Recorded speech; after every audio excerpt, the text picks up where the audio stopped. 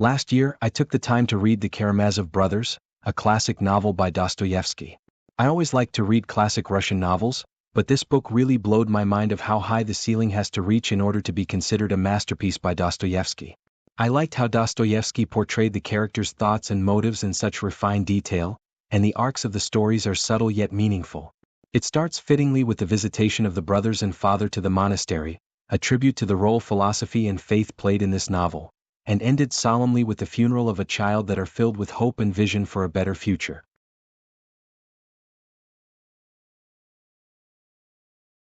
From the example of the protagonist Alyosha, a hero does not have to be an aggressive one who would take active actions, he could also be reactive and even passive. Traditional narratives often depict heroes as proactive figures who take decisive action to tackle problems. However, the brothers Karamazov illustrates that a hero's strength can also lie in their ability to respond thoughtfully and wisely to the adversarial situations. Alyosha is modeled heavily on the Jesus story. Just like Jesus, he is a meek person who is forgiving, showing love towards his enemies and people who betrayed him.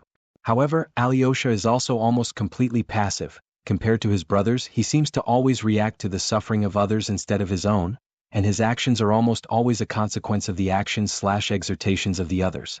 Moreover, a lot of his actions involved bringing out the right actions/reflections of the people around him, i.e. he brought the schoolmates of Ilyusha to his deathbed to be his final comforts. A lot of people took issues with this and deem it as the weakness of Alyosha. However, I beg to differ. It is exactly the seemingly reactive actions of Alyosha that made him a great hero. Just like Socrates' Maieutic method, which sought to bring people into realization by asking important questions, Alyosha did things in the same vein. For example, when he interacts with his defiant brothers, Ivan and Dmitri, he doesn't directly tell them what to think or do. Instead, he engages them in conversation that prompts them to consider the consequences of their actions and the underlying motivations. Alyosha shows an impressive insight into the mentality and behavior of others, i.e. his analysis of why Snegiryov refused to take the money. Drawing, to a certain degree, from the gospel stories, a reactive hero like Alyosha shows resilience and moral integrity, navigating challenges with patience, forgiveness, and introspection rather than sheer force, as we have seen from Alyosha's encounter with the schoolboy. This approach reflects the nuanced nature of real-life struggles and triumphs. One thing that I learned from the Karamazov brothers is that there is no need to hide the personal struggles of heroes and protagonists for a good story. In the contrary, portraying or even highlighting their struggles would be even good to the plots, as it tells you about the hero finally overcome the struggles they had in life, be it the doubt about God or even the thought of sin.